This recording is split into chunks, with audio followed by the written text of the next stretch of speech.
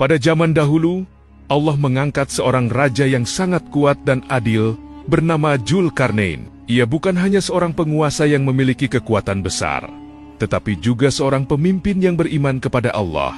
Allah memberikan kepadanya kekuasaan yang luas di bumi. Kerajaannya membentang dari berbagai negeri yang jauh. Ia memiliki pasukan yang kuat, teknologi yang maju pada zamannya, dan kemampuan untuk melakukan perjalanan panjang melintasi dunia. Namun berbeda dengan banyak raja lain yang sombong karena kekuasaan, Dzulkarnain justru dikenal sebagai pemimpin yang rendah hati.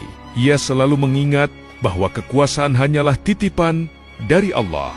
Setiap kali menaklukkan suatu wilayah, ia tidak menindas penduduknya. Sebaliknya, ia menegakkan keadilan dan memberi perlindungan kepada orang yang lemah. Karena keadilannya, rakyat dari berbagai negeri menghormatinya. Suatu hari, Dzulkarnain memutuskan untuk melakukan perjalanan besar menjelajahi bumi. Ia ingin melihat berbagai negeri dan menegakkan keadilan dimanapun ia pergi. Perjalanan besar itu akan membawanya ke tempat-tempat yang sangat jauh, bahkan sampai ke ujung barat dan ujung timur dunia.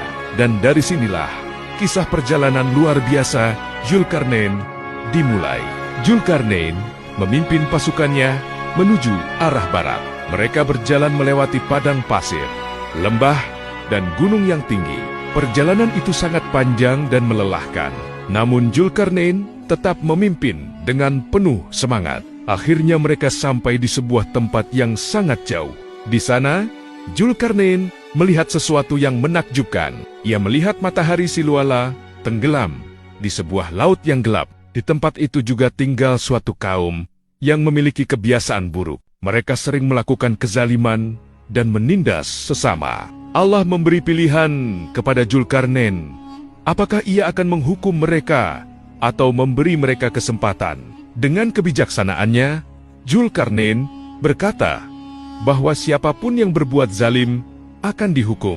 Tetapi siapapun yang beriman dan berbuat baik akan mendapatkan perlakuan yang baik. Penduduk negeri itu pun mulai memahami bahwa raja yang datang kepada mereka adalah seorang pemimpin yang adil. Setelah menetapkan aturan yang adil, Dzulkarnain tinggal beberapa waktu di negeri tersebut. Ia memerintahkan pasukannya untuk membantu rakyat memperbaiki kehidupan mereka. Orang-orang yang selama ini tertindas akhirnya mendapatkan perlindungan. Para penjahat dan orang zalim mulai takut karena hukum ditegakkan dengan tegas. Namun bagi orang-orang yang baik, Dzulkarnain sangat lembut dan penuh kasih. Inilah yang membuat namanya semakin terkenal sebagai raja yang membawa keadilan. Namun perjalanan Dzulkarnain belum selesai. Ia kemudian memutuskan untuk melanjutkan ekspedisi menuju arah timur. Perjalanan menuju timur jauh lebih sulit. Pasukan Dzulkarnain harus melewati gunung yang tinggi dan wilayah yang belum pernah mereka lihat sebelumnya. Akhirnya mereka sampai di suatu negeri yang sangat unik. Di sana tinggal suatu kaum yang hampir tidak memiliki tempat berlindung dari sinar matahari.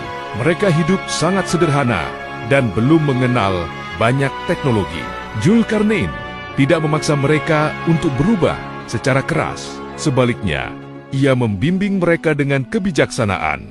Ia mengajarkan cara hidup yang lebih baik tanpa merusak tradisi mereka.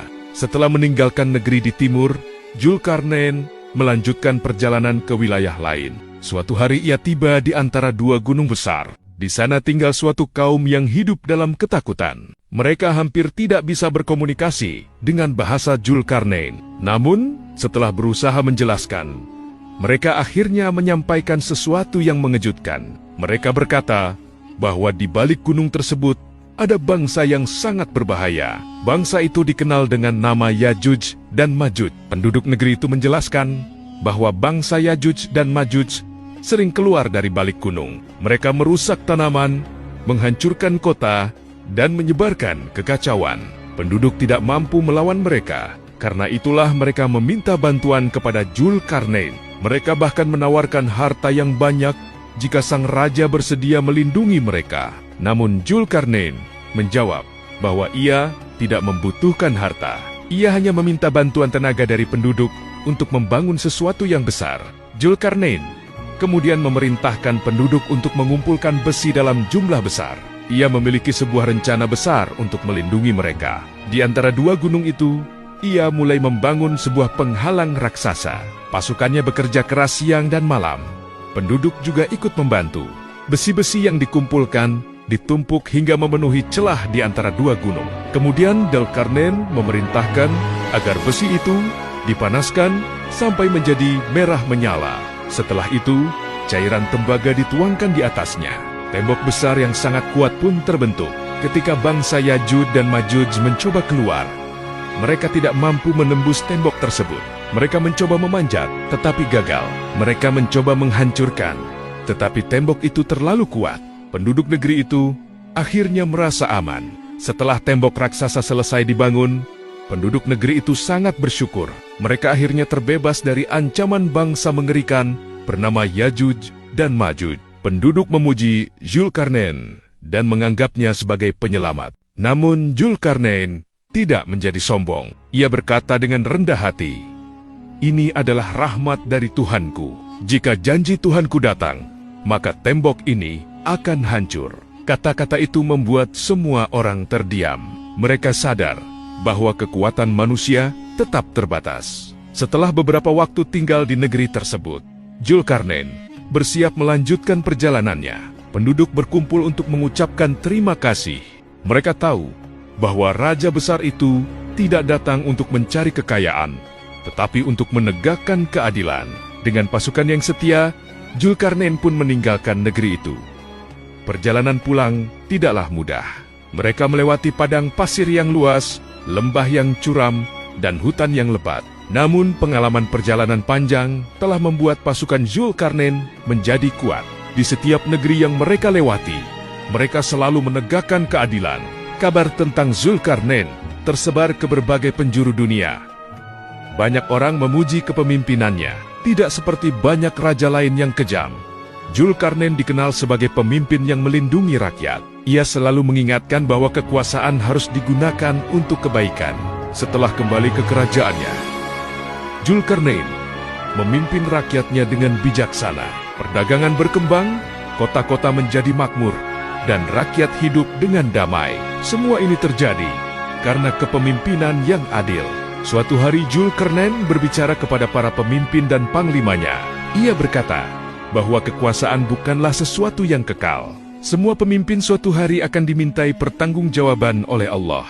Karena itu, pemimpin harus selalu berlaku adil. Kisah perjalanan Dzulkarnain menjadi legenda di berbagai negeri. Orang-orang menceritakan tentang raja yang pernah mencapai ujung barat dan ujung timur dunia. Mereka juga menceritakan tentang tembok besar yang menahan bangsa Yajuj dan Majuj.